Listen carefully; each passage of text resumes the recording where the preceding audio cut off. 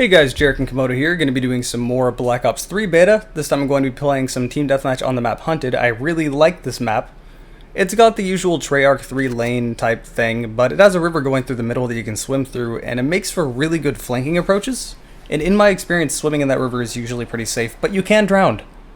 I did not find that out the hard way, but I know you can. I started taking damage from staying too long underwater. I'm like, oh, I might want to breathe. I'm happy with games where, if you start drowning, Not so happy with those games where it's like they give you some vague breath meter and then once it runs out and you're not paying attention, boom, you're dead. Well, you can never blame Sonic for that. That fucking music is going to haunt me in my nightmares. Yeah, that music was scary as a kid for some reason. I remember when water levels were like the dreaded thing for games back then. Like, for some reason, every company needed to have a water level, and they were all like, no, we can do it, it'll be K, and it wasn't K. It was just infuriating, every single one of them. I hated the Sonic water levels, but I'm pretty sure everyone did. But yeah, let's go ahead and continue on to the commenting on comments thing. I am choosing random comments out of my comment section and replying to them that I just wanted to talk about. So, you don't need to ask me specific questions. Specific questions will probably be ignored if I don't find them interesting, or if I think they won't make very good talk. So let's go to the first comment. This one is asked by Stephen MC, and this was talking about the Halo Wars announcement that is also going to be on Windows 10 and Xbox One. So this was at a conference a while ago. I feel like everyone was really hyped about everything happening in the conference until they announced Halo Wars, and everyone just kind of had a resounding meh. Resounding was the word I was looking for there. Good job. Whatever. I eventually won. I won at the English dictionary. But yeah, I feel like everyone was just kind of really indifferent about Halo Wars. I'm not really an RTS person, so I have no opinion, but from my understanding, it's kind of a mediocre RTS at best, but Halo. I actually tried playing the first one for the story. That didn't go too far. I don't remember anything about it. I heard the story was good and the music was good. Also, screw that bow. But yeah, this comment, we should probably go on to the comment. Apparently the Xbox One would get a mouse and keyboard support, but Microsoft better release them for Windows 10, especially if the new Halo Wars is on both. I don't quite understand this comment entirely, because why wouldn't there be mouse and keyboard support on PC? And the other thing is that, yeah, they're releasing mouse and keyboard peripherals for the Xbox One, but they're really not going to be used for virtually anything in any way whatsoever. I guarantee you that they will only be used for like Halo Wars and a few things like that. They're not going to allow people to use a keyboard and mouse and shooters and like Call of Duty and stuff like that. That would give people such an unfair advantage.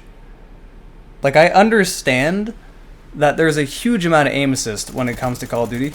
And in a way, if you're looking at a video, it makes it look easier, but it's really not.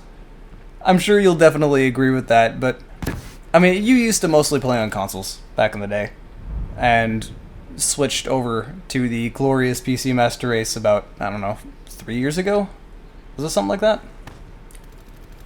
No, I think it was like almost 5 now. Something like that, whatever. You recently upgraded to pretty decent computer nowadays. Yeah. But you were playing on PC before that, you just didn't have a great computer, not that there's any difference there. I didn't even have a video card. Integrated graphics, it works well enough. Minecraft killed it. Should have installed all those mods. See that 2 FPS. But yeah, trying to go back and playing any shooters nowadays with a controller, you can tell me how that's gonna go. That reminds me of how I decided to start playing Destiny again for some reason. And you can just feel the aim assist when you're aiming at enemies, and it made me feel dirty.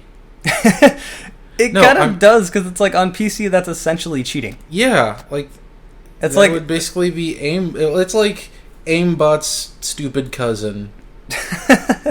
It feels so cheap. It doesn't.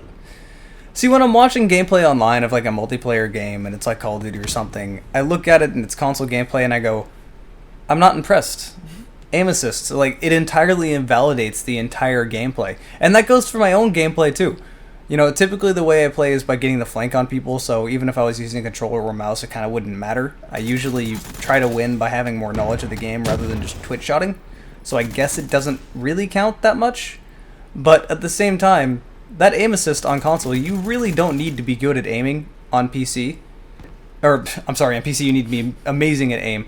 You don't need to be that good at aiming on console. You need to know that they're in that general direction, hold the left trigger, and then hold the right trigger. And the aim assist will do the rest, and you can just spray at them and they'll die. So, you know, it's especially bad on Battlefield. I don't know if you've ever seen anything about Battlefield. No. Battlefield on console, there's so much aim assist that it's essentially whoever pushes L first wins.